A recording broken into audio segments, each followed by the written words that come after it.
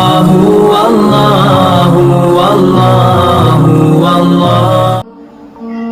اللہ الرحمن الرحیم۔ آج ہم انشاءاللہ غازِ کربلا کا واقعہ سنیں گے۔ امام علی مقام کی جناب میں کوفیوں کی درخواستیں۔ اہل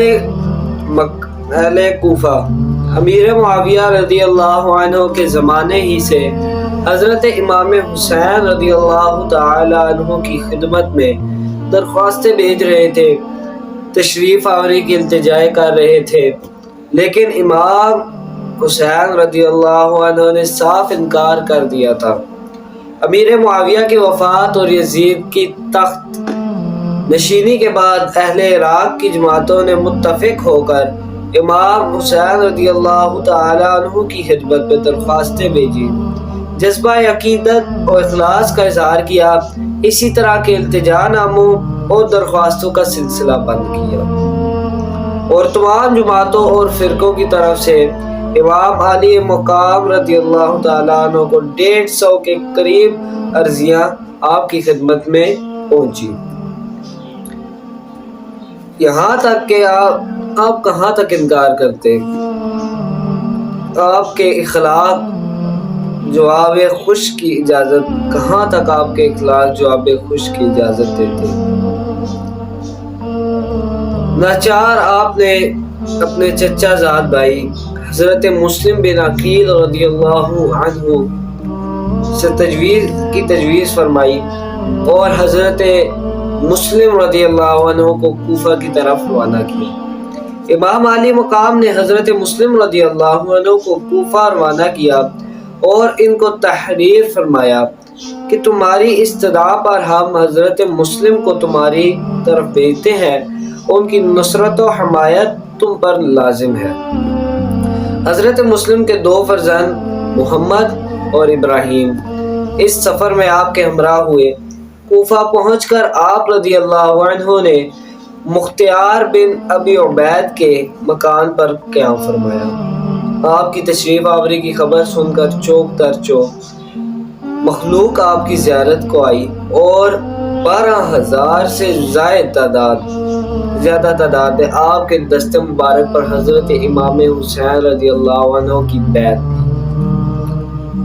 حضرت مسلم نے اس عقیدت و محبت کو دیکھتے ہوئے امام حسین رضی اللہ عنہ کو حالات کی اطلاع کرتے ہوئے التماس کی کہ ضرورت ہے کہ حضرت آپ جلد تشریف لے آئیں تاکہ خلقت خدا ناپاک کے شر سے محفوظ رہے اور دین حق کی تائید ہو اور آپ کی بیعت سے سب مشرف ہو، فیض پائے، ہو سکے تو جلد تشریف لے آئیں۔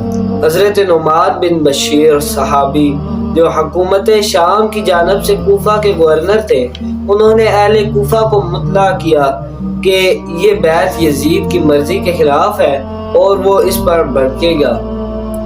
اتنی اطلاع کے بعد آپ خاموش ہو گئے۔ پھر مسلم بن یزید نے یزید کو اطلاع دی کہ لوگ حضرت مسلم کے ہاتھ پر حضرت امام حسین رضی اللہ عنہ کی بیعت کر رہی ہیں۔ 1000 آدمی بیعت ہو چکے ہیں، مگر نعمان بن بشیر نے کچھ کارروائی نہیں کی۔ یزید کو جب اطلاع ہوئی تو اس نے نعمان بن بشیر کو معزول کیا اور عبید اللہ بن زیاد کو جو بصرہ کا والی تھا ان کا قائم مقام کیا۔ عبید اللہ بن زیاد بہت مکار تھا، وہ بصرہ سے روانہ ہوا اور فوج کو قادسیہ چھوڑ کر خود حجازیوں کا لباس پہن کر اونٹ پر سوار ہو کر اور چند آدمیوں کو لے کر شب تاریک میں کوفہ روانہ ہوا۔ جہاں سے حجازی قافلے آیا کرتے تھے، اس نے یہ مکاری اس بدنیتی کے ساتھ کی تھی کہ اہل کوفہ اسے امام حسین سمجھ کر آسانی سے کوفہ داخل ہونے دیں گے۔ اس کی مکاری اسی طرح رنگ لائی اور اہل کوفہ اس سے دھوکہ کھا گئے۔ رات کی تاریکی میں وہ دھوکے سے گورنمنٹ ہاؤس میں داخل ہو گیا اور صبح اٹھ کر اہل کوفہ کو جمع کر کے حکومت کا پروانہ پڑھ کر سنایا اور یزید کی مخالفت سے ڈرایا دھمکایا اور حضرت مسلم کی جماعت کو منتشر کر دیا۔ حضرت مسلم نے بانی ہانی بن عروہ کے مکان میں اقامت فرمائی ابن زیاد نے محمد بن اشد کو ایک دستہ فوج کے ساتھ ہانی کے مکان بھیج کر سب کو گرفتار کر لیا۔ اہل کوفہ کے روثہ و عمائد کو قلعہ میں نظر بند کر دیا گیا۔ حضرت مسلم کو جب خبر پہنچی تو آپ نے قلعے کا احاطہ کر لیا، حالانکہ آپ کے ساتھ 40,000 کی جماعت تھی۔ آپ چاہتے تو قلعہ فتح ہو جاتا، مگر آپ یہ نہیں چاہتے تھے کہ مسلمان آپس میں لڑائیاں کریں اور یہ ایک دوسرے کا خون بائیں خون ریزی ہو، اور ایک بادشاہ کے نائب کی حیثیت سے انتظار کیا۔ مگر دشمن نے آپ کی نیک نیتی اور وقفے کا فائدہ اٹھایا اور قیدیوں کو مجبور کیا کہ اپنے رشتہ داروں کو مسلم بن عقیل رضی اللہ عنہ سے منتشر کریں۔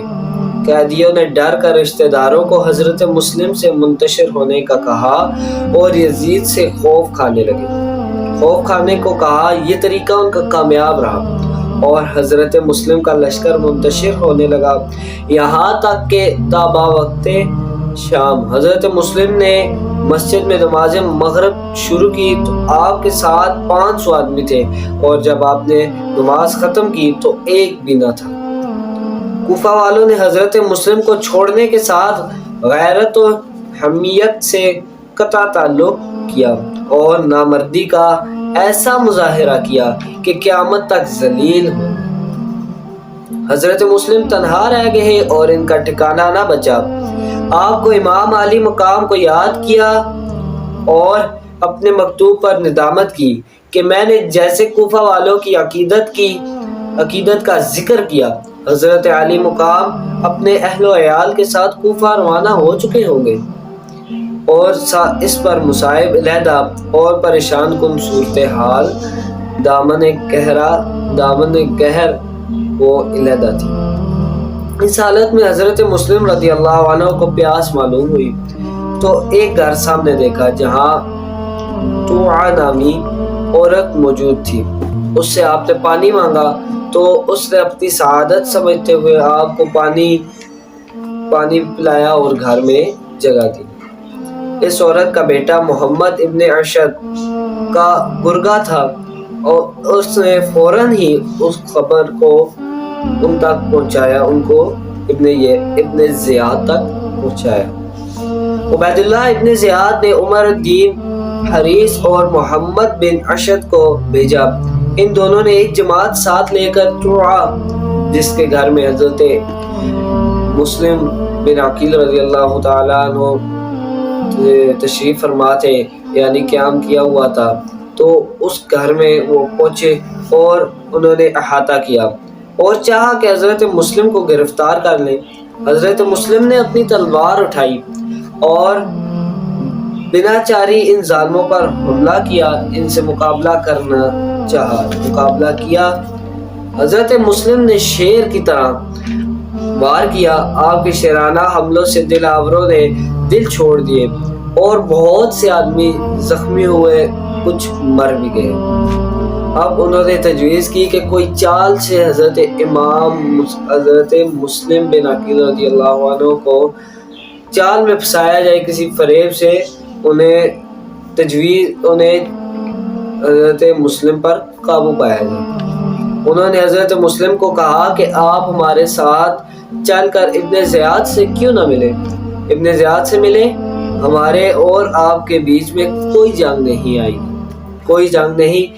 آپ نے کہا میں بھی یہی چاہتا ہوں، گفتگو کر کے کوئی صلح کی صورت نکالی جائے۔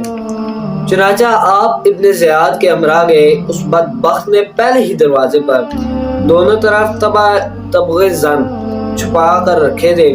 جیسے ہی حضرت مسلم بن عقیل رضی اللہ تعالی عنہ اندر داخل ہوئے، انہوں نے آپ پر وار کیا اور آپ کو بے رحمی سے قتل کر دیا۔